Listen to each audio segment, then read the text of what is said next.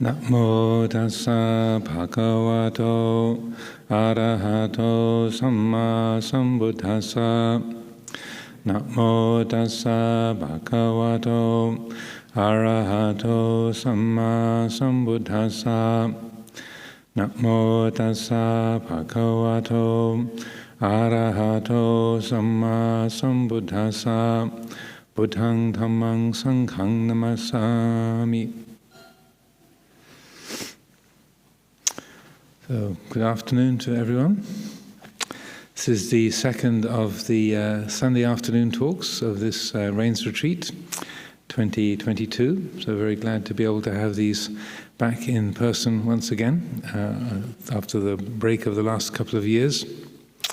So the theme for this afternoon is nice guys finish last, or do they? That's the theme for today. Nice guys finish last, or do they? And so this is, the area of competition and fairness and, cheating, unscrupulous behavior, and selfishness and generosity and virtue. This whole kind of area, how we can look at that aspect of our lives and see how those things work. In the worldly perspective, in the world of competition, and in the competitive world, the business world, and even in family life, and occasionally even in monastic life, there can be this sense of competitiveness, and I want to win. I've got to achieve and get and have at all costs. And many years ago, I found an advertisement in a magazine or a newspaper, and I was so shocked by it, I actually sort of tore it out and kept it. This was a number of years ago in a bit more of the kind of overtly, destructively greedy period of Western society. But it was so startling, so shocking to me that I tore it out and kept it out. I don't know where it is now, but the image in the advertisement, and some of you might remember this possibly, it was a face of somebody sort of squashed into the ground with their glasses broken and a footprint, like a boot print across their face. So they're kind of squashed down into the ground, and it's a boot has landed on their face and has squashed their head, broken their glasses, and it's like a shocking image.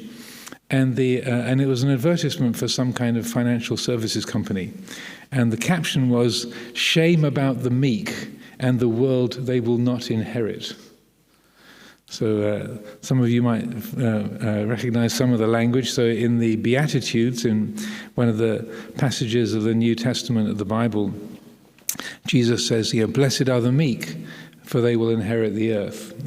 So the meek being people who are gentle, people who are kind, people who are, unselfish and thoughtful. And so this advertisement was directly going against that. So it's like, if you are meek, if you are gentle, if you are kind, if you are honest, if you're fair, you will be crushed. And the image is quite a shocking image of a face squashed by a boot with the glasses broken and pressed into the gutter. And I was so startled, like, this is actually someone's designed this and made this into an advertisement. This is supposed to be encouraging you to invest in their company.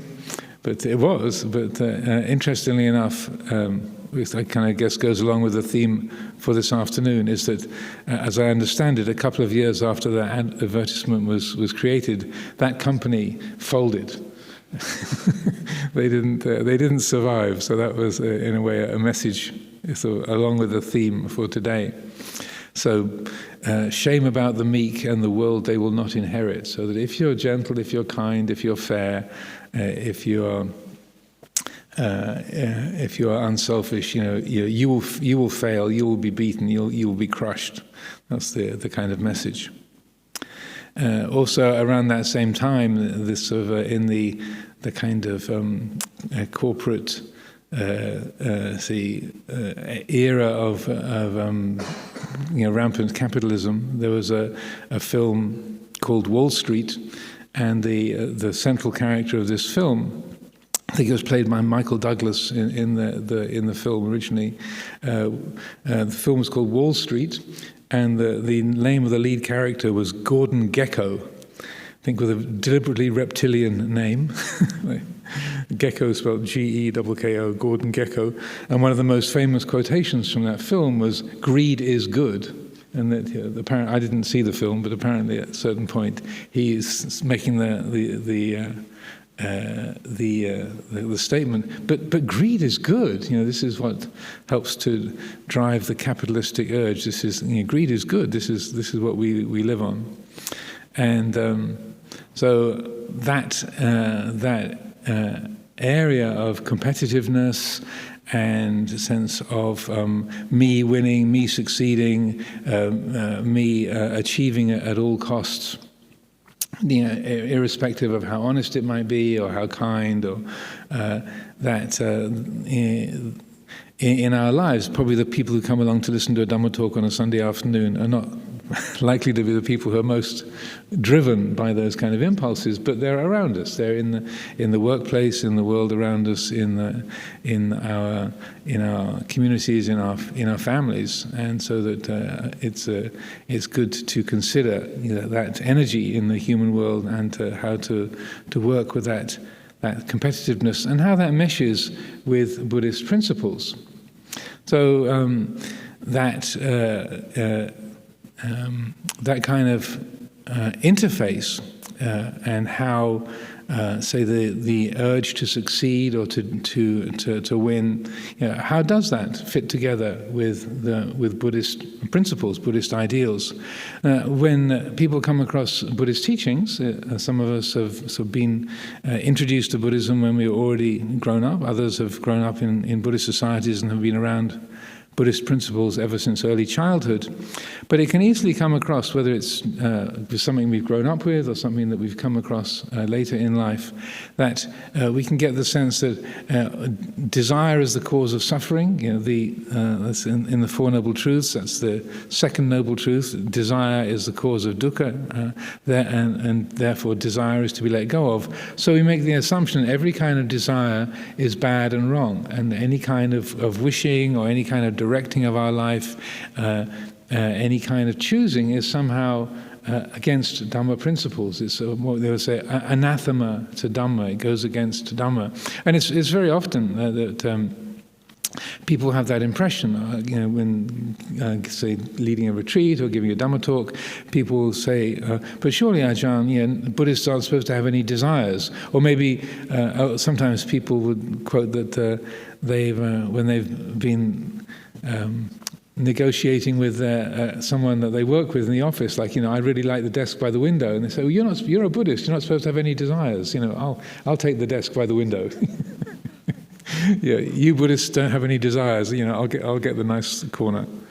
And so that, and people would come to me and say, Ajahn, I just had this interaction at the office, and so that didn't seem quite right. Can you elucidate that? So I feel it's good to look at this area, and again, some of us might be familiar with how this works, and others not, because there can be a misunderstanding of what we mean by the word desire, or the different nuances, the different tones that the word desire can have. So in the Buddha's teachings, the desire that's the cause of suffering, that is the troublemaker, is Tanha. T-A-N-H-A, Tanha.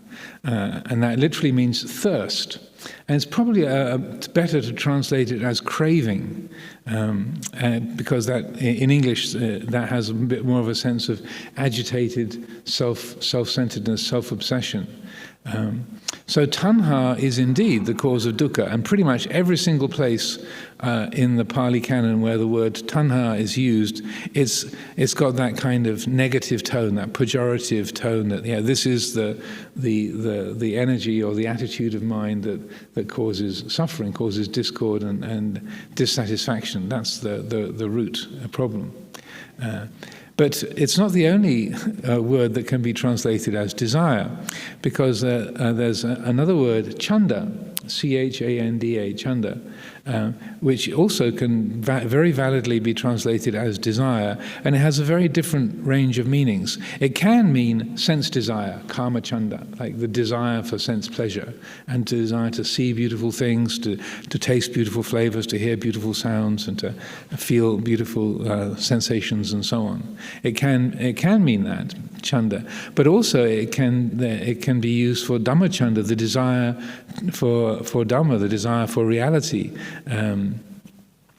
It can have extremely wholesome qualities or neutral qualities, just like the desire to take the next breath. It's a completely neutral. It's not wholesome or unwholesome. It's completely functional.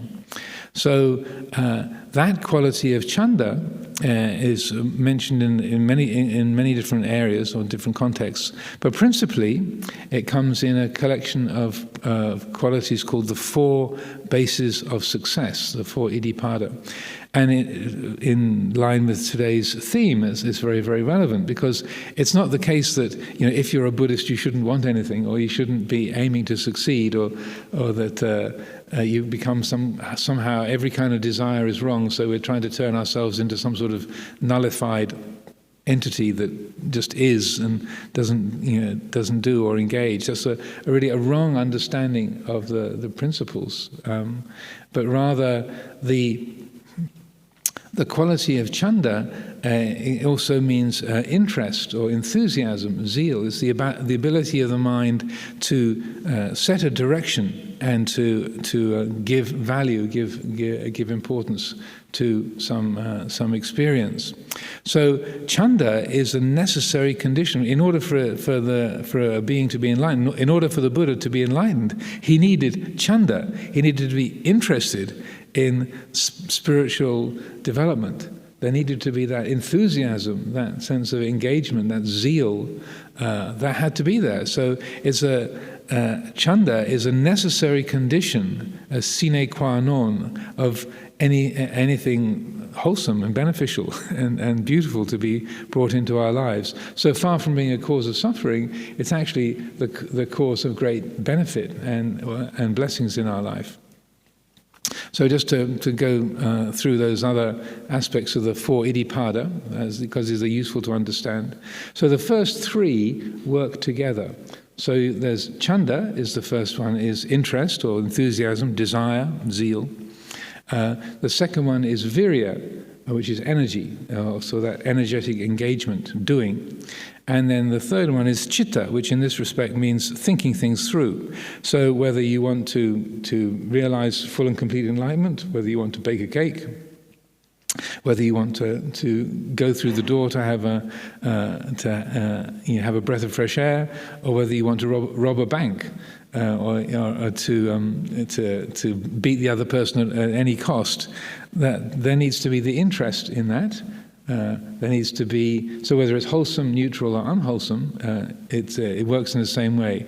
There needs to be the interest, there needs to be the energetic application, and there needs to be thinking it through. Okay, if I want to bake a cake, what ingredients do I need? If I want to bake a cake, I've got to get off my chair and go to the kitchen and start cooking, because if I don't actually get up and move and start doing things, the cake is not going to bake itself. So those 3 work together. There has to be the interest, the thinking things through, and the energetic engagement. The interest to do it, the activation of doing it, and then thinking through, okay, how am I going to do it? And what's the best way for this goal to be achieved? Again, either wholesome, unwholesome, or neutral.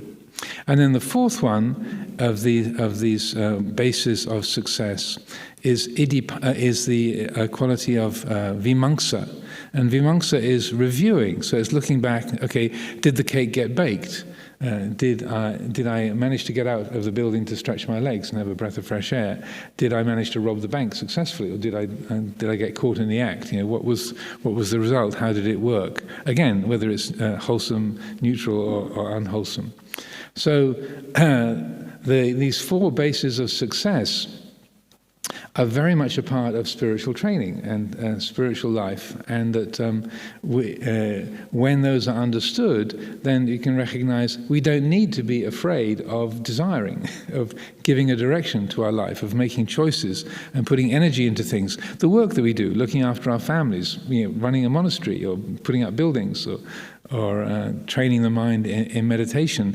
We need these four iddhipada, the four bases of success, and the mind is working towards succeeding at a goal. And so it's important to understand when we talk about desire being the cause of suffering, that we can make choices, give direction, act on those choices without there being any kind of dukkha, any kind of suffering, any dissatisfaction, any kind of negative result that comes from that.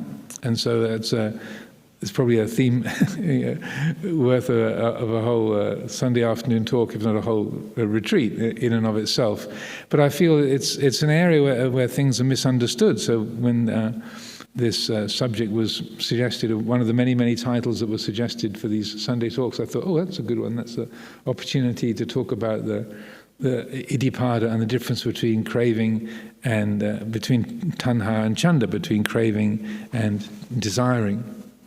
So that when we see things in this way, we can aim towards success, aim towards putting energy and looking into wholesome goals in the work that we do, looking after our family, looking after our monastery, taking care of our friends, our children, our parents, and looking after responsibilities. And we can aim to succeed. We can aim to be doing a good job. And we shouldn't be afraid of that or feel that somehow obstructive or difficult. That our spiritual practice is that kind of a training that we follow, wishing for success. We're aiming we're not just, when we sit down to meditate, it's not just a sort of random act of, okay, plunk the body into a sitting posture and just see what happens. There's a direction, there's work that's being done. It's also interesting, I was having a conversation with one of the Anagarikas yesterday, and that the word ascetic or asceticism, in terms of, like say, ascetic practice or the Dhutanga practices that we have, asceticism, a kind of spiritual training through austerity, it comes from the Greek word ascesis, which is to do with athletic training. So if you're an athlete and you want to win a race, you want to do well in the race, you've got to train. You can't just hope for the best and think, okay, I'll sign up for the race and then see what happens. It's like, well, you can. But if you want to do well, if you want to use your abilities to their fullest extent, you need to train. You need to get out there and run. You need to, or whatever it is, the sport that you're doing, you need to train so that to use the capacity that you have to the fullest extent. We need that. And so that in this respect, that ascesis is a spiritual training. If we want to do the best we can with our human condition, with our ability to see and hear and smell and taste and touch, our ability to train the mind, to focus the mind, to understand how the world works, it takes work, it takes effort. But just like an athlete can train and work really, really hard to do the best they can with the capacities that they have, without that being negative or without being kind of a cheat or without that being, destructive in any way. Similarly, we can work with our life, we can work with our mind, we can work hard to train this life in a skillful way. Also, going back to the title for this afternoon, nice guys finish last. When I was contemplating this theme, I thought, well, what's a good example? I thought, well, Usain Bolt, he seems to be a really, really nice guy. And he almost, well, I think he's pretty much retired now, but when he was running, he used to win a lot. Several world records are still standing in his name. He's a really nice guy, and he didn't finish last, but he trained. He wasn't just running on, no pun intended, wishful thinking. He trained vigorously to do the best he could, but it wasn't cheating or wasn't kind of self-obsessed or malicious, but had a skillful attitude. So that was a bit of an aside on the difference between craving and desiring, Tanha and Chanda. And after the talk later on this afternoon, there's a time for questions. So if people have things you want to ask, then please, if things around that need clarifying. If you're interested in the suttas, there's a particular dialogue between Venerable Ananda and a Brahmin called Unaba. And when it illustrates this, it's in the connected discourses about the 4 iddhipada, the 4 bases of success, and it's sutta number 15, I think it's section 51, sutta 15, if I remember correctly, if I've done my homework. So, and in that dialogue between Unaba and Venerable Ananda, Unaba asks him, so what is the essence of the Buddha's teaching? What is the core principle of your spiritual practice? And Venerable Ananda says the core practice is letting go of desire.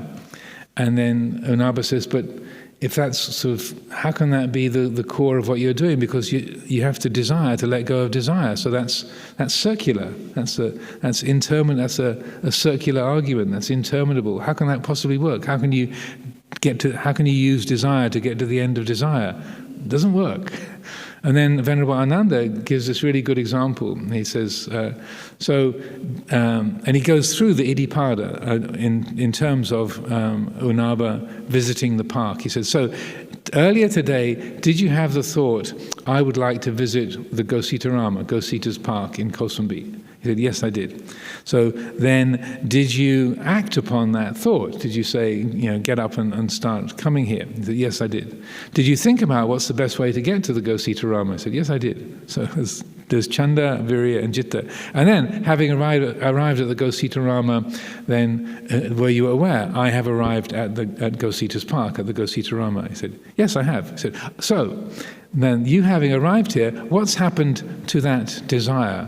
That desire for you to get here, and he said, well, it's served its purpose, and it's done what it needed to do, and there's no further result. And Ananda said, exactly.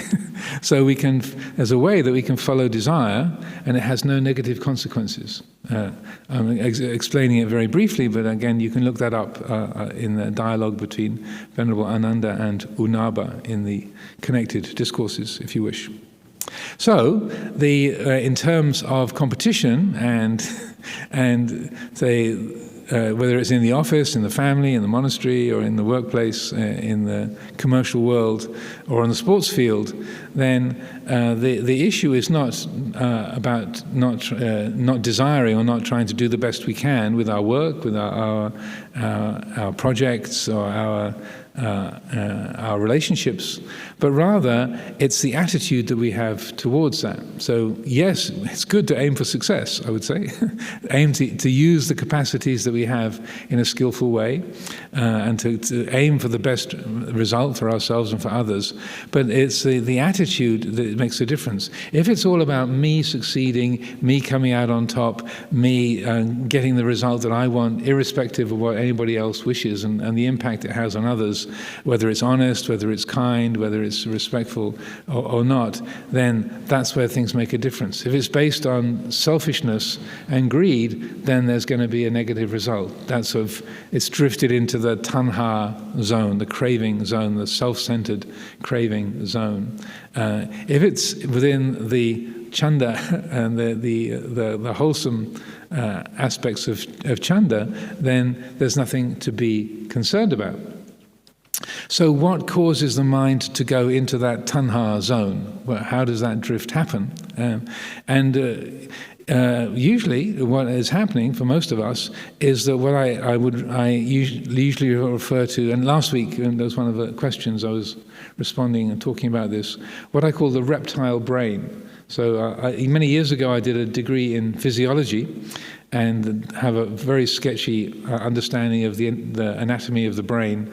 But a lot of the most sort of basic forces in our life are driven by the most ancient, evolutionarily ancient part of our brain, like in the very sort of core area of the brain, and this is the area of our brain that drives sexual desire, the desire for food, the desire for territory, protecting your territory, competing against others for resources, all of that area. This is what I would call the reptile brain. And if there's a few neuroanatomists here, please excuse me if this is a sketchy and inaccurate representation, but I think it's a good enough thumbnail sketch of how the brain works. So these are kind of non-conceptual, powerful instinctual forces: food, sex, territory, power, competition, and survival, really, on a physical level.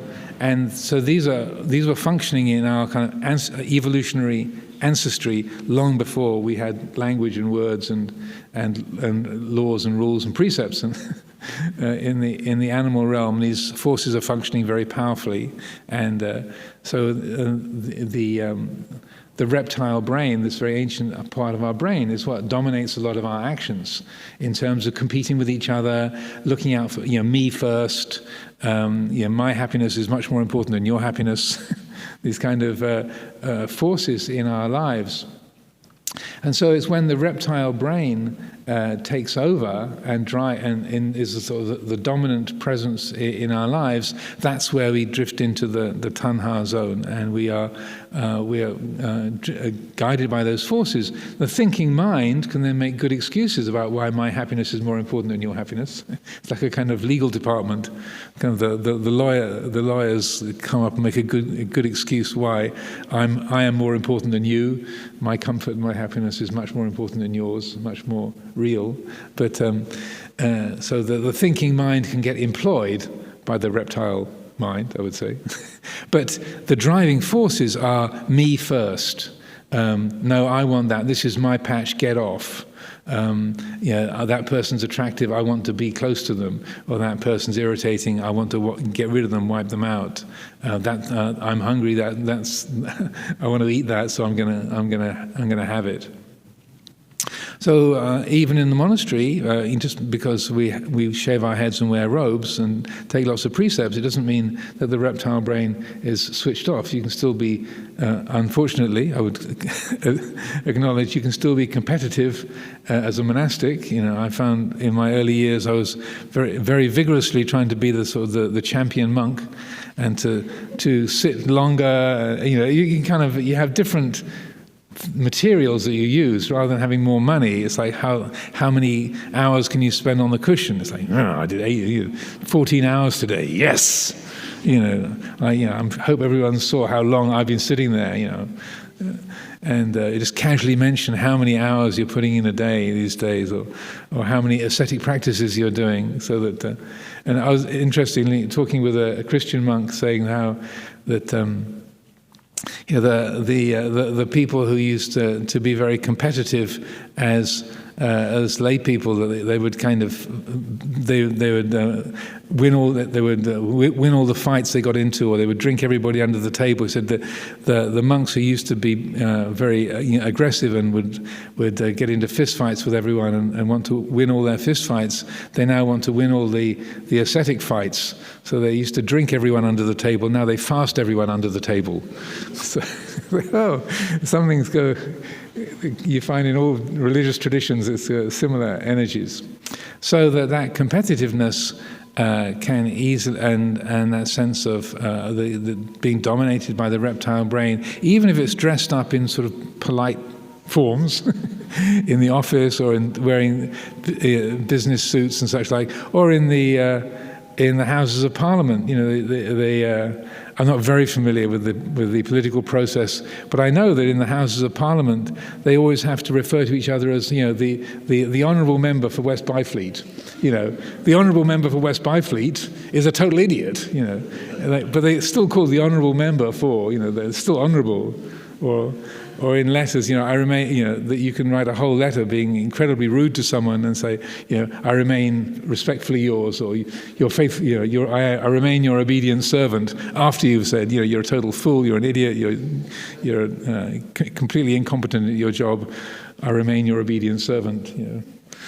X, Y, Z. So that we dress things up in polite forms, but the driving forces can easily still be that reptile brain. So in terms of nice guys finish last, or do they? An element of that, of what actually benefits us, is sila. And like last week I was mentioning how the precepts are a way of ring fencing the reptile brain. And for those of you who were along last week, I was using the analogy of Jurassic Park, the film Jurassic Park, and where they have this, they've reconstituted these dinosaurs and large reptiles from DNA, and they're kept in this park with a very big fence, got an electrified fence to keep the reptiles in. And then, of course, why it's a movie is something happens and the fence comes down and then the dinosaurs get out. So the 5 precepts are a way that we ring fence the reptiles of our own mind, that we take these principles. Yes, we might feel aggression towards others, but we take the precepts. I undertake the precept to not take the life of any other living being. We might have aggressive or destructive impulses, but we take the precept to not kill. We might have acquisitive impulses. We want to get things, but we take the precept to be respectful of other people's property. I'll not take anything that isn't given. So we might say, yeah, well, I want that, or I'll have that one. So, well, that's a feeling.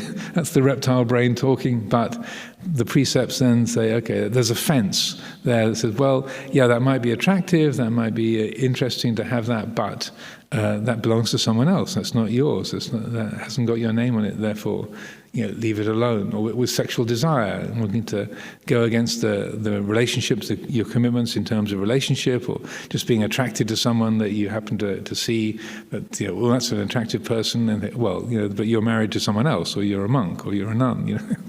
So therefore, you have these, reminders, these principles that help to, protect the mind from acting easily on those reptilian impulses. So ring fencing the reptile brain is what the 5 precepts are for, and so when we apply the precepts, it also, one of the things that I like to point out is when we think of the precepts, we can think, oh, it's just a big fence to sort of stop all the things I want to do. But it's a way of reminding us that along with the reptile brain, we have the higher mind. We have the principles of the Brahma-viharas, of loving kindness, compassion, sympathetic joy, equanimity. We have the qualities of mindfulness and wisdom. That's also in the other, I would say, informed and energized and activated by the more well-developed and the more evolutionarily refined parts of the brain and the spiritual capacities that we have. So having the precepts it helps us to stop acting in a reactive way and to remind us of, well, actually, I don't really need that. It's attractive, but I don't really have to have it. Yes, that's beautiful, but I don't need to own it or get close to it. Or that's irritating, but I don't need to hate it or fight against it. So we're drawing upon our own love of the good, our own higher principles. And there's a wonderful, rarely used English word, synderesis, which means the love of the good. In the Pali language, the word Gunadhamma, Gunadhamma, Gunadhamma, is a similar thing. It's the quality of virtue itself, the love of the good. So the precepts, like to refrain from killing, stealing, sexual misconduct, lying, and intoxicants, they're the sikkhapada. They're the kind of the rules that spell out the areas, or the kind of the fabric of the fence. But this quality of the gunadhamma, the quality of virtue itself, it's that in the heart that's not interested in causing hurt to other beings, that is respectful of the lives of other beings, respectful of relationships, respectful of property, that loves the good. And so sila is not just the rules about don't do this, don't do that, don't do this, don't do that, but it's also its root, its real heart is that synderesis, that love of the good, that genuine quality of virtue of the heart. So I think when we talk about sila, it's not just the don't do this, don't do that, but it's important to recognize that it's in a sense, the disposition, the inclination of your own pure heart that is, you're being encouraged to draw upon that. So when we are a nice guy, yeah, using the word guy sort of non-specifically in terms of gender, but whatever gender format we happen to be embodying, when we are nice and good and we draw upon that quality of sila and kindness, respectfulness, then there are many, many benefits that come from that. One of the suttas I like to quote is called the eight streams of merit. It's in the book of the Eights in the Anguttara Nikaya. You can find it. The streams of merit. The first three are taking refuge in Buddha, Dhamma, and Sangha. These are kind of sources of brightness of the heart, sources of say, joy and happiness, peacefulness, real spiritual wealth, if you like, sources of punya. The streams of merit, taking refuge in the Buddha, choosing to be awake, to be aware, to be wise, taking refuge in Dhamma, living in accordance with reality, with nature, living in accord with Dhamma, taking refuge in Sangha, choosing, listening to that voice in the heart that loves the good, to choose the good, to choose the honest and the wholesome, the noble. So those are the first three. And then the last five of the 8 streams of merit in this particular teaching are the 5 precepts. And in this respect, the Buddha says, these 5 precepts, they are also the great gifts, the mahadana. So when we think of precepts, we think of it, don't do this, don't do that, don't do this, don't do that. But in this particular teaching, the Buddha says, these are great gifts, because if you choose to not take life, then you grant to innumerable beings freedom from fear, freedom from distress, freedom from suffering, and you similarly grant to yourself freedom from fear, freedom from distress, freedom from suffering.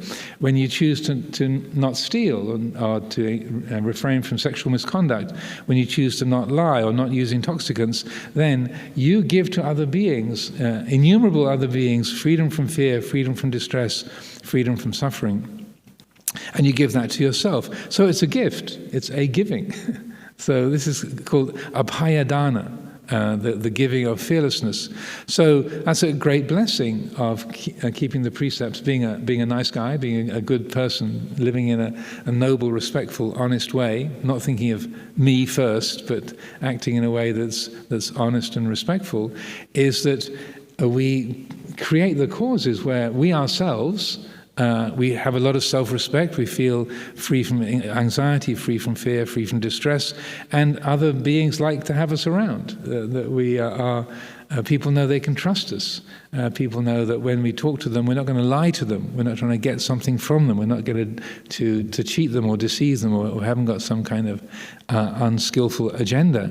But they know they can relax around us. They don't have to hide their handbag under the seat when you come in the room, or hide the valuables when you come to visit. Put the silver away.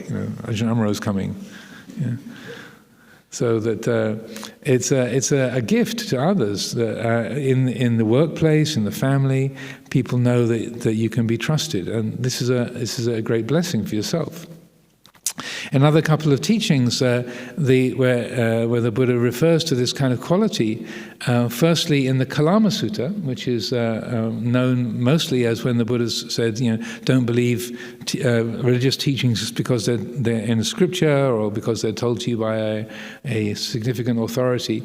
But at the end, in the latter part of the Kalama Sutta, if you want to look that up, then he talks about what he called the 4 assurances, or the 4 kind of things that you can be sure of, or that reassure us, if you like. And it's about conduct. And he in this particular part of the Kalama Sutta, he says, if there is a life after this one, then if you act in a way which is kind, generous, unselfish, then certainly your actions are going to lead or are going to incline you to being able to reappear in a pleasant destination, in a heavenly realm, in a delightful abiding. And even if there isn't, so the second assurance is, even if there isn't a life after this one, then right here and now you've created a pleasant abiding for yourself, that people will respect you, you have no regrets, you'll be relaxed and at ease, free of anxiety, on account of that quality of self-respect. You're generating that, even if there's no life after this one. Then the latter two are related to, and because of not doing anything that is destructive or selfish or hurtful or dishonest, then similarly, if there's a life after this one, then you've protected yourself from reappearing in some unpleasant destination. You don't need to worry about that because you've been living in a way that's really free of what is unwholesome and destructive. And even if there is no life after this one, right now, you've created the causes where you don't have to be afraid of finding your lies being found out, or people disrespecting you, or you're filled with anxiety and regrets, a lack of self-respect, and that lack of self-hatred. There's a sense of comfort. You're at home in your own skin, as it were. So these are the four assurances that he talks about in the Kalama Sutta, and it's closely related to another teaching. Again, if you want to look up, there's a bit of homework from this talk today. So, in the Sutta number 60. In the middle-length discourses, it's called the incontrovertible teaching. It's a very long English word. The incontrovertible means you can't argue against it. It's something that can't. There's no gaps in it. There's no flaws in this teaching. Sutta number 60, and he makes a very, very similar point where he says, if you live in a virtuous and kind, unselfish way, then if there is a life after this one, then you've set things in place to end up in a pleasant destination. Even if there's no life after this one, then you sleep easily at night. Good people respect you. You attract wise and good people to you. You are free of anxiety. And when your last breath comes, you have no regrets. And then similarly, if you refrain from what's unwholesome, and then in exactly the same way, you have a similar pleasant result. And he uses the imagery of gambling, so that you have a lucky throw on both counts. If you live in a skillful, wholesome way, you have a lucky throw on both counts. So it's a Buddhist version of what's called Pascal's wager in Christian philosophy, after Blaise Pascal, the French philosopher of the 17th century? Somewhere around there, a few hundred years ago.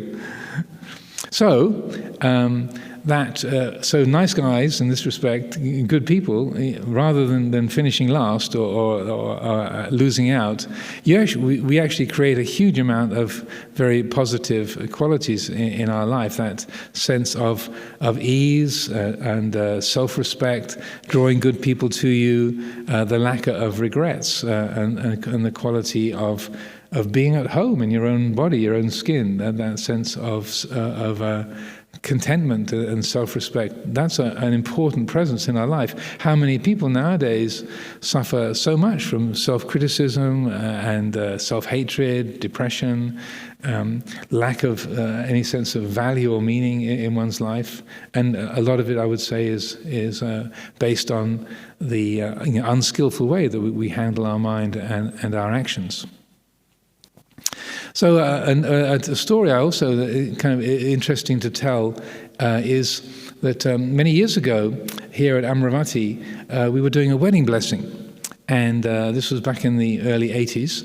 And one of the people, there was a couple that used to support the monastery, and the husband was a portrait painter, very skilled artist. Actually, a couple of his paintings are in the retreat center shrine room, a portrait of Lumpur Samedo and a portrait of Lumpur Cha. So Don and Martha were getting married, and Lumpur Samedo was doing their wedding blessing.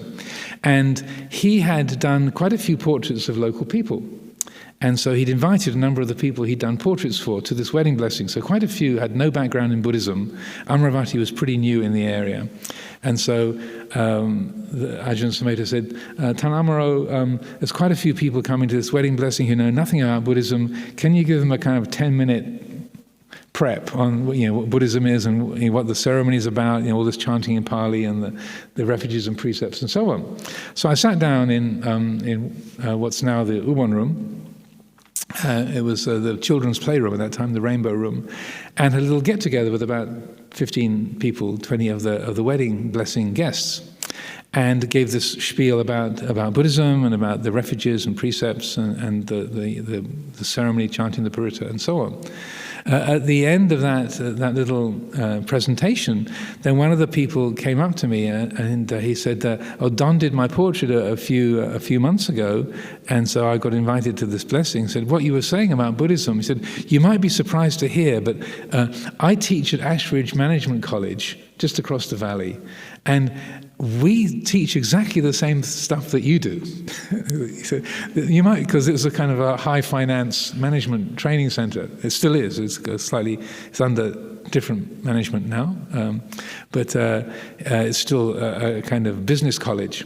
And he said, you might be very surprised thinking this is a spiritual center, but we teach exactly the same things that you do. And he said, I'm very interested to hear what you said about the precepts. He said, because in the business world, you find exactly the same thing. And this was 30 years ago we had this conversation, but it really stuck in my mind, because what he said was, in the business world, you can make a lot of money very quickly if you cheat. If you're aggressive, if you're selfish, if you just have no scruples and you just take advantage of everyone around you, you can make a lot of money quickly, but it won't last long. Again, maybe it was related to that, the people who produced that advert, for the, shame about the meek who will not inherit the earth. But he said, because what happens is that if you are unscrupulous and selfish and aggressive, then you can make a lot of money very quickly, but very soon people know they can't trust you. And he said, and in the business world, trust is everything. That it all runs, the whole stock market runs on confidence, on trust. And the business world, it runs on reputation and trust. And if people know you can't be trusted, if you're lying to them or you're unscrupulous or you're telling them one thing and doing something else, you might get away with it for a year or two, but very quickly people will just not want to do business with you. They'll leave you alone, and then things will cave in. But so the people who are honest, even if they won't kind of make big promises, or they'll say, yes, well, we can guarantee a 2% return, but we can't promise you anything more than that. But we think we can if you invest with us, we can do this for you. But we're not sure. Even if it's not a big promise, people know. They say what they mean, and that we can rely on them. They're not telling us one thing just to fool us or to take advantage. They mean what they say. They say what they mean. And so those people, the business will sustain itself. And those are the businesses that have lasted long, over a long period of time, and have continued to do well in a steady way. So that conversation stuck with me for many, many years. And I feel that, not that I'm giving advice to business people. I have given a few talks over at Ashridge. I've been invited to give a couple of talks there over the years. But it was very interesting how he saw there's a direct parallel that if you are virtuous and honest and kind, that pays off in the long run, even if it might seem to in the short term that you're not being strong, you're being taken advantage of, or you could do better. That honesty it pays, and kindness and unselfishness and that reliability pays off in the long run.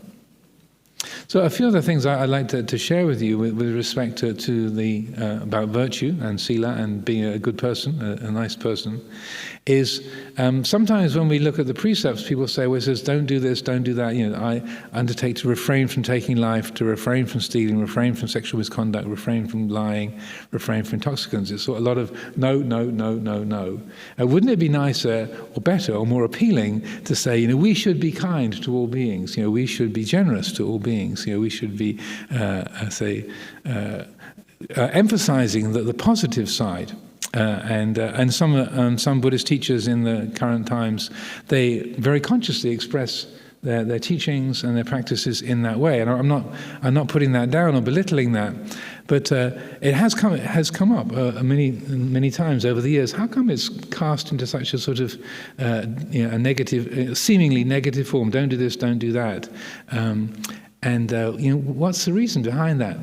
And one thing I thought I'd share with you is kind of interesting, is that I was at a Buddhist conference in San Francisco a few years ago, and a man called Professor Clifford Saran was giving a presentation, and he's a neuroscientist, and his area is behavior and the neuroscience of behavior. And what he said was that the area of the brain that governs no is a very different area to the brain that governs yes. And so the area that the brain says, be kind to all beings, is not the same brain, it's not the same part of the brain that says, don't kill things. It's physically a different part of the whole system, and the chemistry of how those decisions are made is somewhat different in those two areas. And so that it seems like the Buddha was once again completely on the mark in terms of what actually, and what also Professor Clifford Saran said was that in terms of actually changing behavior in a positive way, no works much better than yes. And, don't do works more effectively than do. So the idea, I'm not telling people to not be kind to other beings, but just to have the idea, I should be kind towards other beings, doesn't have the same effect on a practical level as don't kill things.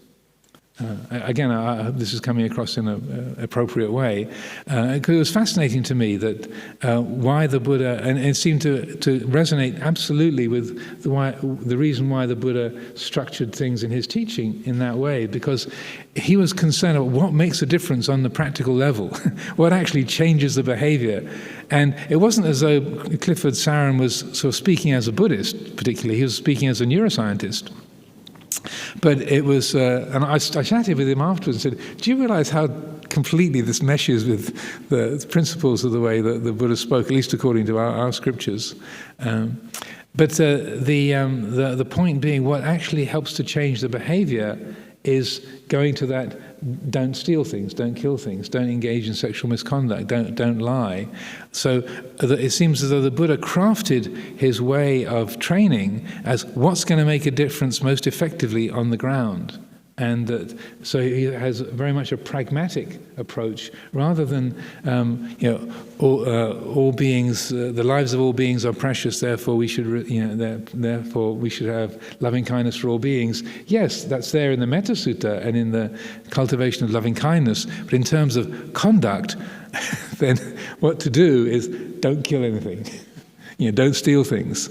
Don't engage in, don't flirt with people that you're not connected. You're not in a formal relationship with. Don't lie to people. Don't use intoxicants. And it's interesting, just as another aside, with respect to intoxicants, is that when the Buddha lays out what are intrinsically unwholesome actions, killing, stealing, sexual misconduct, and lying are the first four of the akusala kamma, the unskillful actions. The consumption of drugs and alcohol don't come onto the list. That's not on. Fifth precept is not on the list. We got some movement there. There's some negotiation. There's some wiggle room there. This has been raised in the past, but it's the consumption of drugs and alcohol are not intrinsically unwholesome, as killing, stealing, lying are automatically and intrinsically, but that's what knocks a hole in the fence.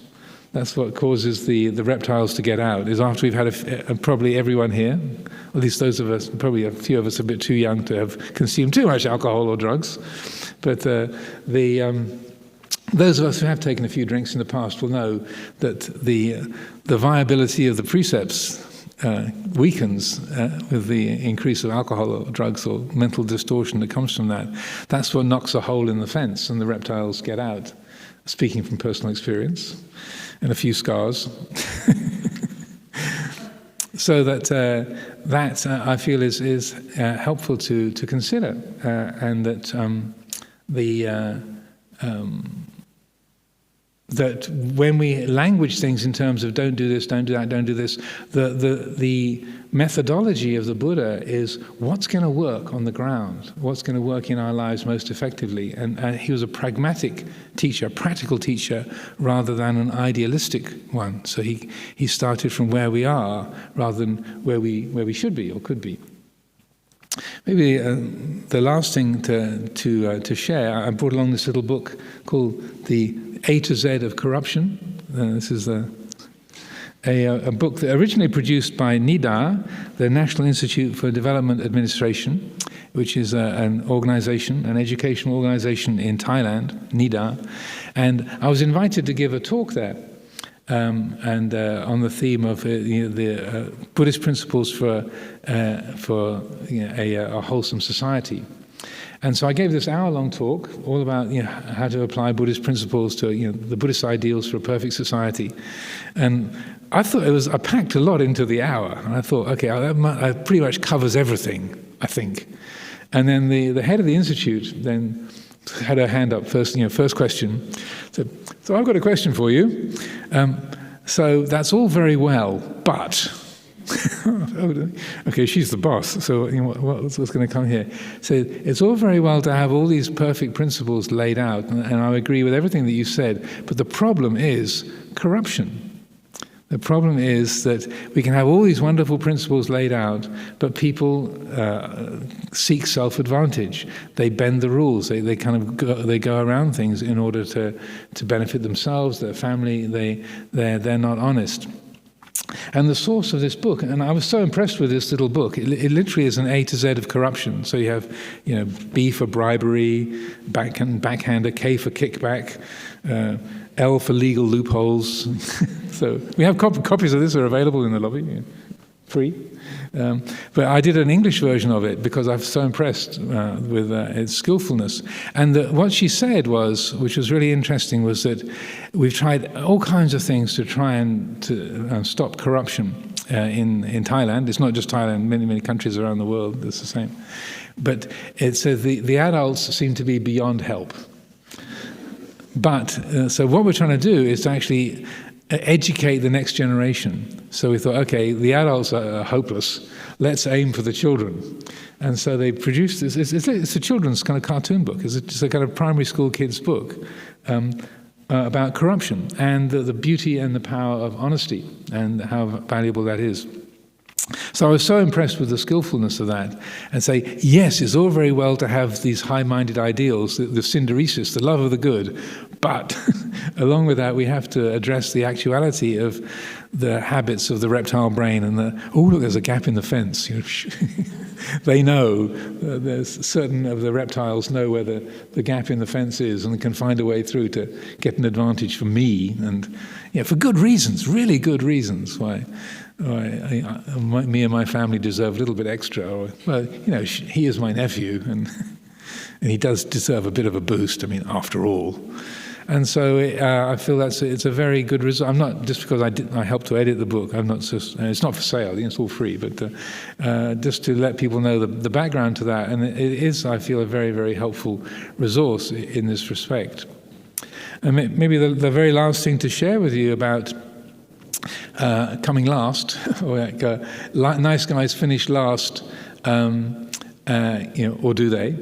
To say finishing last is not always a bad thing.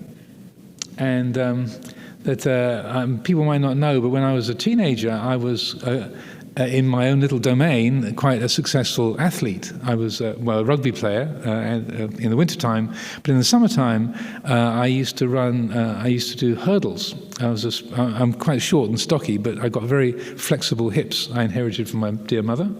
And so I found I was quite good, quite quick over hurdles, and I became the Kent County champion at hurdles, 80-metre hurdles and 100-metre hurdles at a junior and intermediate level. So I was only one of 2 pupils in my school that ran for the Kent team. So if you got to qualify for and win the county championships, you got a big flash that you could put on the back of your tracksuit, Kent. And I was really proud of this Kent flash on the back of my tracksuit. There's only me and one other really good athlete in the school who were runners for Kent. And I was very really pleased with myself. And I just happened to wear that tracksuit with great regularity, every opportunity that was, and happened to wear it in the wintertime as well, even as well as in the summer. And so then, I qualified for the national championships and went along. So I was pretty pleased with myself and got there. It was in London in this sort of big stadium, hundreds and hundreds of athletes from all around the country. My race comes along, get in the first heat, and I'm completely left in the dust, like second to last. And the ones who won the race were like way faster than me. And like, right, I'm not so hot. I was really something in Kent, in my little kind of Maidstone and district, athletics. I was pretty something. But in terms of the nationals, I was completely left in the dust. And that was good. I thought, well, yeah, these guys are really good. They're much faster than me. And I did think I was something special, but in the greater context of things, I'm really not that special, not that different. And part of me was very consciously like, I want to win. And then realizing, well, why should I be the one that wins? I was glad to be able to be in the competition, but I'm definitely not up to the standard of those people.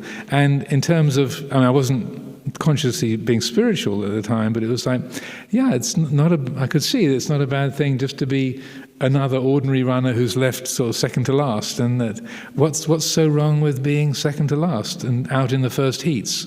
What's wrong with that? Oh. And a final story to share with you, the final one.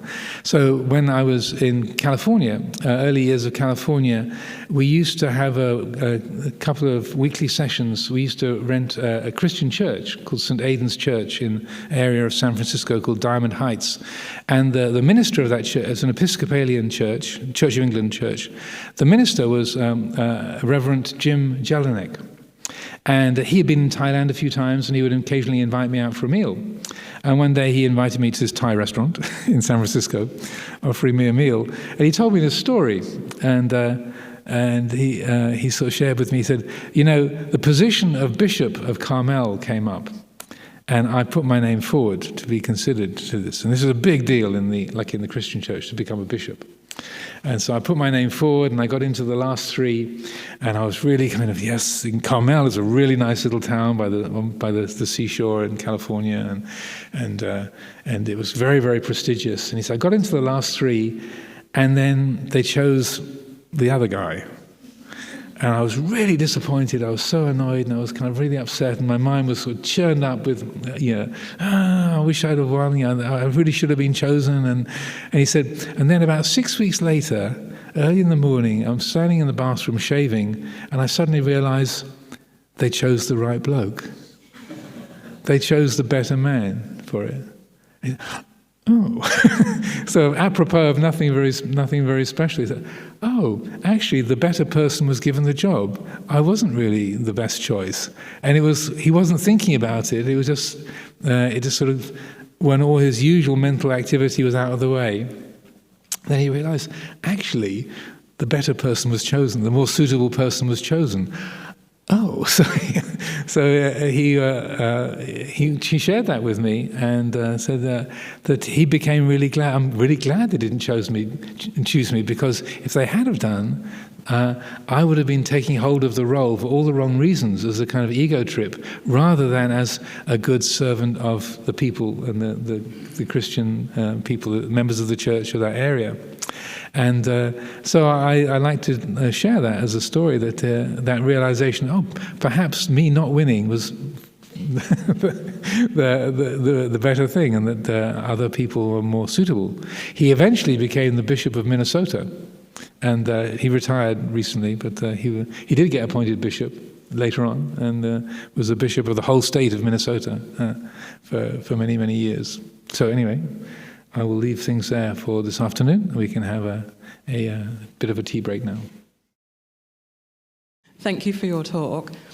So I found it really interesting about the reptile mind and the higher kind of mind. But in that instance, when the reptile mind is so strong, how is that calmed down to the point where you can then seek clarity to, get to your logical mind? So how do you, in a way, rein in the reptiles when you...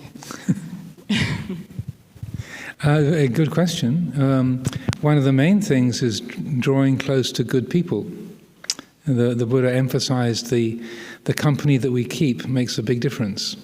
So if you choose to spend your Sunday afternoon in a Buddhist monastery, rather than going to a boxing match or out to a party, then it's like, okay, the people that you're choosing to be with are more meditative, spiritually inclined than people who like to gamble on a fight. Not that you would, I mean, I don't want to make presumptions, but just as a random example. So the actions that we take, who we choose to be with, what we make as a sort of day-to-day priority, even in the workplace, who you choose to hang out with in the school or the office or the college, wherever you work.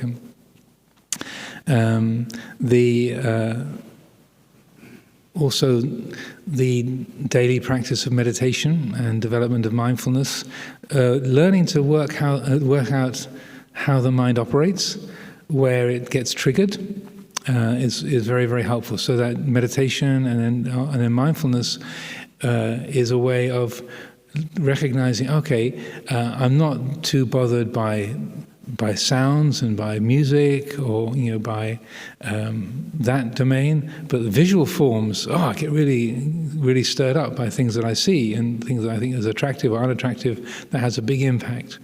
So meditation is a way of getting to know our own conditioning, the habits that we have, what we've acquired during our life and so on. So the degree to which you can establish a daily meditation practice, at least a period of time, at least once a day, a couple of times a day if possible. That's very, very helpful. But drawing close to good people, and then taking the precepts seriously. That also just making those choices, because the more that one has allowed the reptiles to knock a hole through the fence. And then there are weak spots in the fence where we've kind of followed those impulses in the past, so that the precepts are a way of, if we take those seriously and keep those in a sincere way, then not in a kind of neurotic, I'm a bad person if I do this, or I should be punished if I do that, but rather just seeing it in those kind of practical terms, that if I tell a lie, then what happens? I feel anxious, I feel lack of self-respect, I'm worried about the other person finding out that it wasn't true. I lose, they lose, everybody loses. And then, again, without dwelling on that or making a lot of negativity, say, okay, if that is done, this is the result. That's the cause, this is the effect. Ow! And then just leaving it at that. And then the opposite, if you are honest, or if you're kind or generous, if you act in a way that's unselfish, then similarly, okay, I just put myself out. I said, I can help you, and I sort of gave up half a day to do that. How does this feel? Good. Yes. Yeah, this feels good. Again, full stop. Don't have to make, I'm a wonderful person, or what do I get? I did all of that. What do I get from it?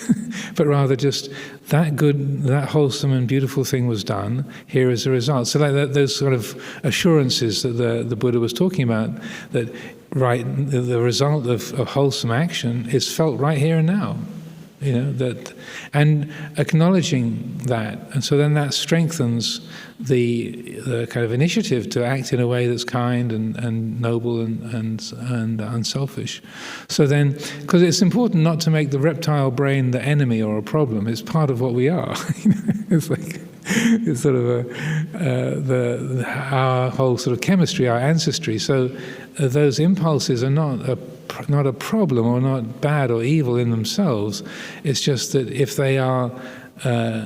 they're given more control or more agency than is necessary or is useful, then problems ensue. Like if the fence comes down and the dinosaurs, the velociraptors get out, then there's trouble in the kitchen. You have to hide from the velociraptors. Yeah. So that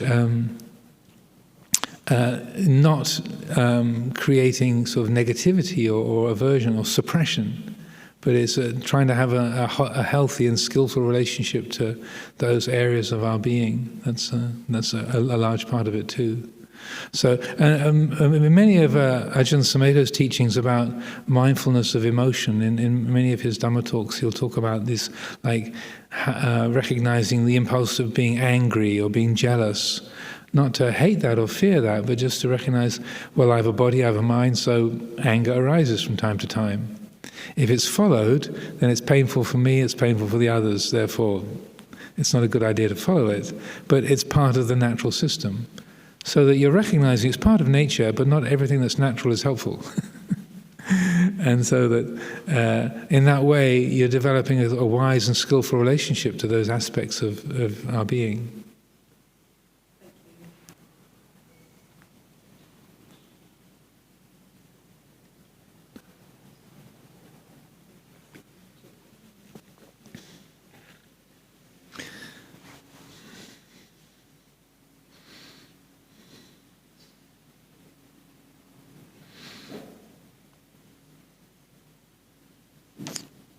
Any other thoughts, questions, clarifications?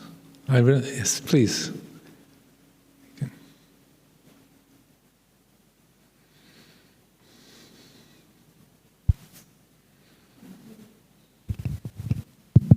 Thank you. Ajahn, I wanted to ask about being taken advantage of, because when you're trying to be compassionate or trying to be selfless. Mm-hmm. In those circumstances, there is a tendency to be taken advantage of, which can happen. And obviously, you have to try and protect yourself as well through, I'm talking about sort of the environments of work, and or even school, children. I mean, we hear instances, because I'm a doctor and a psychiatrist, and I have, patients telling me that they were bullied at school, and as they grow up as adults, they carry that imprint in their mind of having been taken advantage of, and then that if there's a certain personality trait in certain people, they carry that. Being taken advantage of or trying to please somebody else too much. Yeah. And so those kind of personalities then are at risk of certain conditions such as depression and anxiety. So although that's very inherent in them, but your advice on, I understand what the teachings are, but living in this world where people are very competitive, and results can do take, as you mentioned, that company eventually became bust, the one that yes, with the boot print on the face. Yeah, I think they lasted a couple of years after that. Yeah. Well, so did you finish? Yeah. So that's as I was speaking, that did cross my mind once or twice, that along with being available and good and kind and generous, we can be taken advantage of, and so within that it's important to recognize that this being is one of the beings to be compassionate towards as well, and sometimes that we are helpful just because of wanting validation and wanting to be wanted. I often quote, there was an interesting statistic that came up many years ago now, but they did a very thorough psychological profile of all the social workers in the UK. And they found that something like 85 or 90% of social workers were almost compulsively needy of being loved. And they thought, oh my goodness, what do we do? Do we fire 90% of our social workers because they need to be loved? And they realized, well, no, that would be very extreme and not helpful. But just recognizing that, that people go into social work, seemingly, with a large amount of finding value from being appreciated. But it doesn't mean that the work that they do in the society is not helpful, but it's just, that's a large part of their psychology, is that need to be needed. So I think the degree to which we can recognize that, unlike the social services department, okay, we have to work with this, and they sort of developed ways of helping people to understand that neediness, or needing to be needed, or wanting validation from people appreciating them and expressing their love and the value that they were given by being helpful, for myself, I realized I've been in the monastic life for quite a long time before I realized I was heavily dependent on being appreciated and wanting everyone to like me and approve of me and do everything that would score points. And like a part of being the most competitive monk was so that if I came out on top, if I really was, the super monk that did everything best, then everyone would like me and appreciate me. And I've mentioned this area many times in Dhamma talks, and I realizing this is really hard work. This is kind of compulsive, doing all this stuff to get this validation. Why do I do this? Or where's this coming from? Or what's driving this? So it took me a long, as a professional meditator, still took me a long, long time to really see that dynamic. But once it was seen, then I found that the mind was able to appreciate it in a bit more of a balanced way. Like, yes, there is the kind of charge that comes when you're appreciated, or people give that expression of approval and affirmation, but that in itself is just a charge. It's just like dopamine landing on a particular bit of the brain that says yes. That's all. And that this, having compassion for this being, and not just feeding into that sense of needing validation and approval and that kind of gestures of acceptance. And I found that just seeing how that dynamic worked, it helped the mind to get much more of a perspective on that. And so actually what I did, again, I've mentioned many times, I started to no longer do everything possible to score points.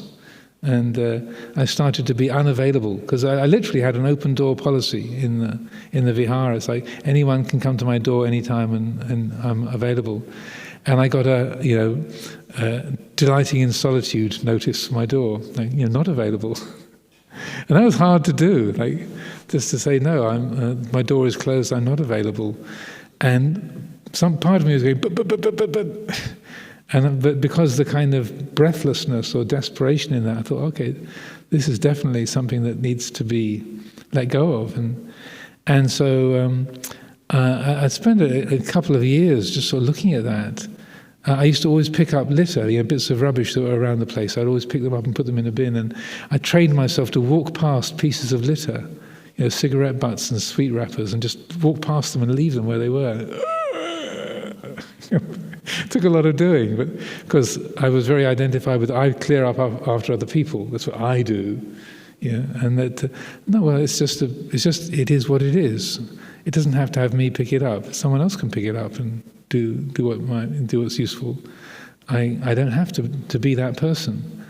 And I'm not encouraging people to scatter litter all over the place, but it was a kind of a very deliberate exercise on my part to not be that helpful person, and then just to look at that.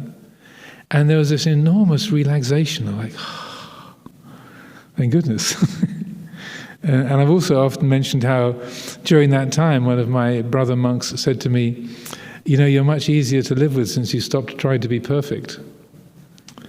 And I thought, well, that's interesting. that my effort to be sort of good and to get everything right and to be approved and to be the sort of the perfect monk was actually irritating and much more kind of pleasant to be with when I just sort of, as Luang Por Chah put it, live simply, be natural, just don't have to be this thing. So that kind of compulsive helping, I think just to recognize that element, if that's there in our makeup, and to look at that when and to acknowledge, I know I'm not selfish, I'm not lazy, I do care, but I don't have to keep proving that. I don't have to keep getting affirmation of that. I can just be content with it. I do care, and I'm not lazy, I'm not selfish, and I don't have to do everything. And then just letting that, the relaxation that comes from that, to be fully acknowledged. Like I was saying to our friend, that just really knowing that, okay, when you change the attitude in that way, how does it feel? Like, very peaceful, very natural, and much more spacious. Okay, then you take the lead from that. Along the way, we're going to notice times when we are compulsively helping and trying to please, and then even, and this was a kind of practice that Ajahn Chah would talk about. He said, even as you find yourself following desire, and you can't actually stop it, just make it conscious. Okay, here I am doing that thing again. I said I wasn't going to do this, and here I am doing it. Okay, let's just watch where this goes. And he made this really important observation. He said, 50 to 70% of the practice is knowing that you should let go and not being able to. And so that we're in the middle of that kind of compulsively doing and helping and being this thing, and think, I'm doing it again, aren't I? Here it goes. And there isn't enough to just sort of, or it's not appropriate just to sort of stop in midstream, but there's okay, it's that pattern again. Now, where is this going? And then, okay, I know where this is going, yeah, that's where it's going, yeah, and now we've got there, and yeah, okay, how does this feel? And so you're kind of, there's part of the mind tracking it as you go along, and okay, that's how it works. Again, not with creating self-criticism or aversion, just, okay, this is the pattern, this is where it goes, this is where it ends up. Ow. And then letting that speak for itself, letting it have its effect. And that's sometimes when people hear that advice from Luang Por Chah, that they think, oh, that's just giving us excuses to act on impulse or follow our desires or aversions.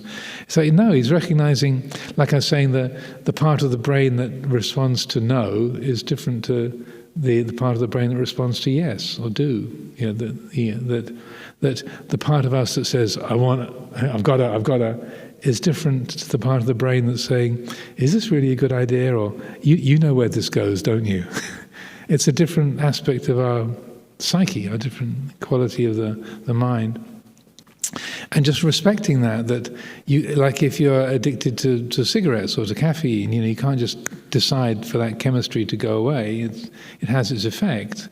You can feel the effects and you can acknowledge them, that I really want a cup of coffee or I really want a cigarette. And that you know what it is, you can feel it, but you don't have to follow it. You can recognize the effects of that. So similarly, we can look at that neediness and recognize, that this is being acted on, but it isn't anything very helpful. I know where it goes. And then that very quality of knowing it, feeling it, and then acknowledging the results of it, that's the balancing element. That's what helps it to be really understood and let go of. If the mind takes hold of it and says, I'm a bad person, I shouldn't be doing this, I've got to get over it, I need to get rid of this, then that just feeds the whole compulsive habit. It's that sort of cool, clear recognition. Here's the cause, here's the effect. Ow. And then it's not even really a letting go. It just sort of falls off on its own eventually. In a little book I did called Don't Push, Just Use the Weight of Your Own Body, there's a series of little booklets I did on the Brahma Viharas. So in that one that's on compassion, called Don't Push. That's got some things in there about compulsive helping. And if you haven't seen that already, you might want, that might be useful.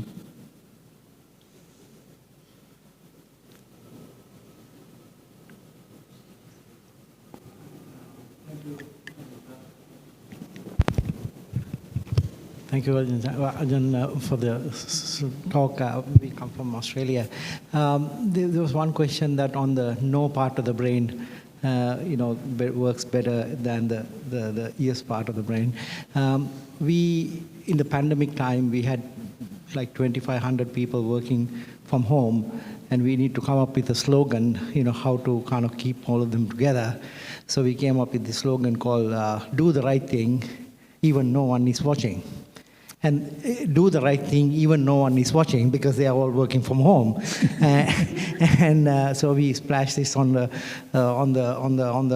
screensaver and saver and all that kind of thing. So my question is that should we have said, don't do the wrong thing when no one is watching, rather than do the right thing when you want to? So. Oh, good point. That's a good question. Do the right thing even though no one's watching. Well. One of the things that Ajahn, again, to quote Venerable Ajahn Chah, he said, "You think no one's watching, but you're watching." So that's part of the mixture as well. But yeah, I think don't do the wrong thing. Again, according to that basic principle, I would say that will probably work in an effective way. But I couldn't guarantee that. Because people, we suggested that, and then people said, you got to look at it more positive way, and people at home, and don't want to be. So maybe we'll change it and see how it goes. Yeah, that's. I'm a great believer in experimentation. To try things out and see what the result is, because you can never. I've never been to Australia, so I can't predict how it would have its effect on the kind of Australian psyche. But I would recommend giving it a try and seeing what happens. Thank you. Could you use a microphone? Could you use the microphone? So people can hear your question?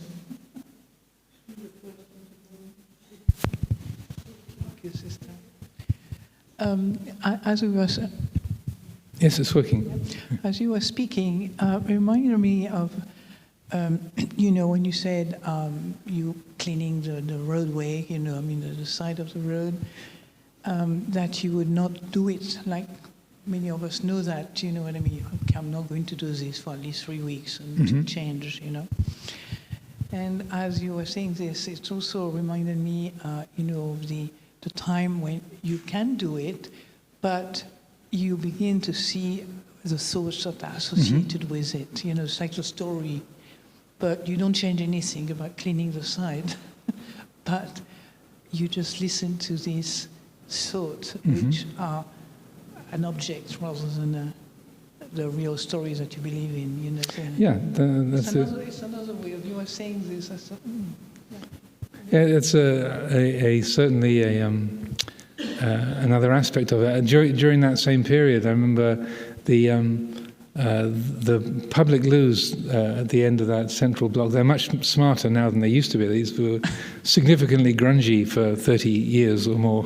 So, no matter how hard we tried to look after them, they would always revert to being grungy. And often I would go in there, and again, during this period, I would always tidy up the sink and kind of clean the soap area and wipe the sink down and dry things off after other people, and then I was carrying out that same kind of leave it for other people to do, and then I thought, well, actually, this really is neglected and it really is pretty grungy, so maybe I should just still clean the sink and look at the pride that I've got for me being the one that does it.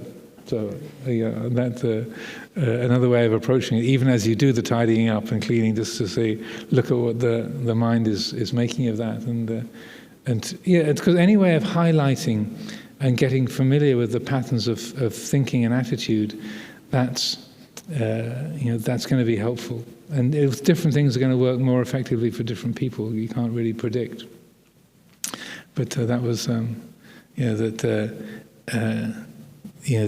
sometimes just sort of doing the necessary to tidy things up or to fix things, that it can be the wrong kind of non-attachment.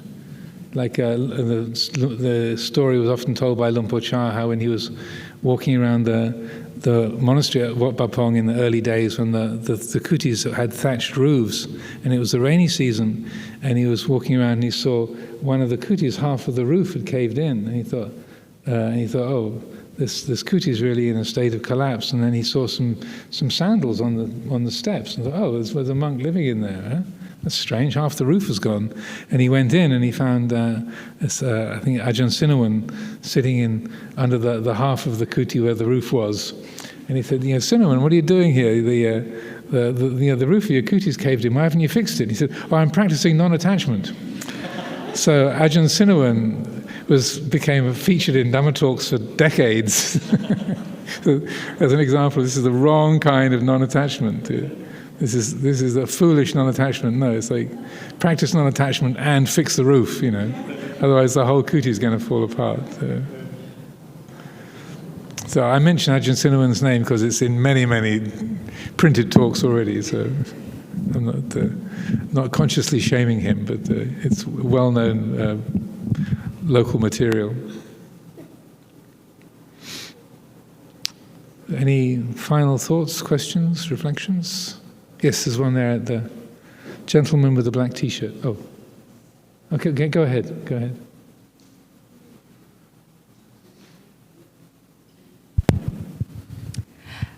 Bhante, I just wanted to find out what's the tipping point between Chanda and Tanha?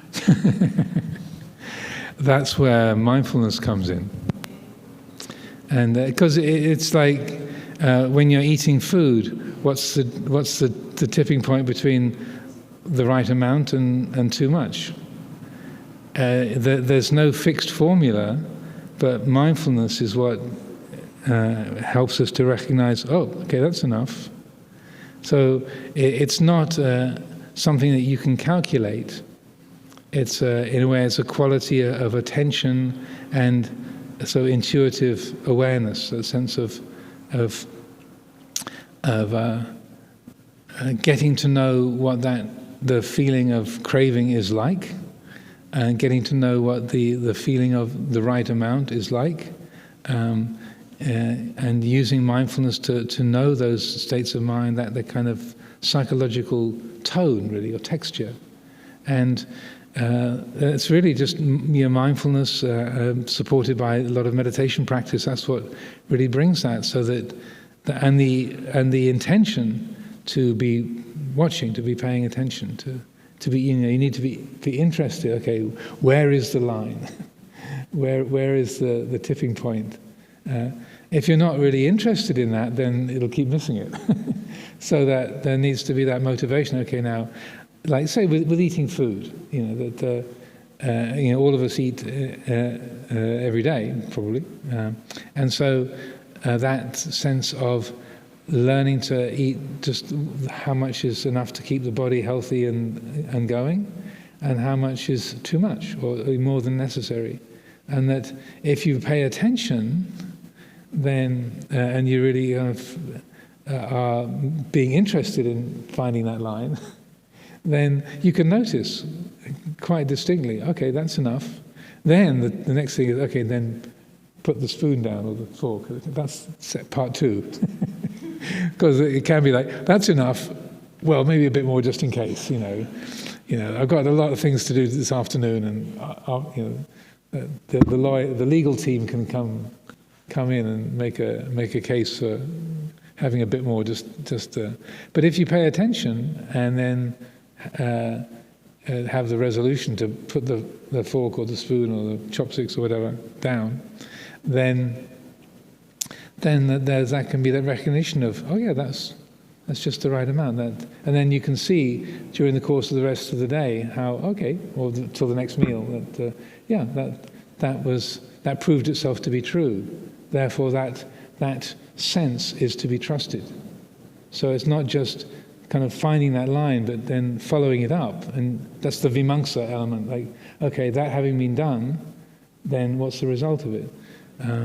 So that, I would say, meditation and mindfulness as in the flow of interactions and activities, whether in terms of the work that you do, or in conversations with people, or in meditation practice, whatever it might be, that getting to know that. And it can be quite subtle, because not every kind of tanha is very obvious. So like in meditation, that the desire, the tanha, I want to get concentrated, I want to get rid of my defilements, I want to get insight. It can all seem like, well, that's what the instructions tell us. But the I've got to get, I want to get rid of, that I am, that I'm making and mind making, that's still subtle kinds of tanha. Bhava tanha, the desire to become. Vibhava tanha, the desire to get rid of.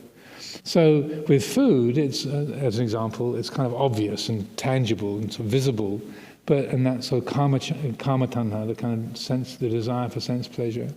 But with the desire to become, the desire to get rid of, they're much more kind of quiet and subtle. So they take more of a sort of close and careful attention.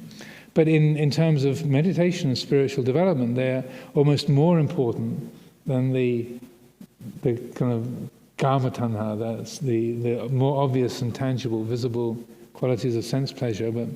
But again, you with working with it, and over time, you develop more and more of a sense of where the mind is working, guided and energized by mindfulness and wisdom. And then when it's switched over to, I've got to get, or now I've got it, finally I'm at peace, I've got it. Great, now I'm there. But, if there's sufficient mindfulness of, who is it that's there? Who is it that's got it, and what is there to get? And it was challenge those I-making and mind-making habits. So again, it's not just one type. It's more and more subtle levels, but all of that kind of tanha, it's valuable to get to know that, to get to know the feeling of it, the texture, the tone of it. And then also, again, when that has been recognized and let go of, being aware of what it's like to say work with the mind, or have a conversation, or carry out your livelihood, when it's free from tanha, and just this is what it's like going for a walk and not having to be obsessed about where you're going, or how many steps you've taken, or how much further you've got to go, but rather just enjoying the walk, and just getting to know that tone, and then trusting that's. It's like riding a bicycle or swimming. You can't do it with a formula or a book. You have to get on the bike, get in the water. You can't learn to swim from a book. You've got to get in the water. Or you can't learn to ride a bicycle from a book or an idea. You've got to actually, it's a whole body learning. And it's similar, I would say, with the difference between Chanda and Tanha. It's a whole body learning. It's a body sense, a felt sense. And then the more we practice, the more we work with that, then the more we recognize the beneficial results of knowing that, being able to find that. So I think that's enough for today. 4 o'clock has come around. Thank you for your good questions and your attention today.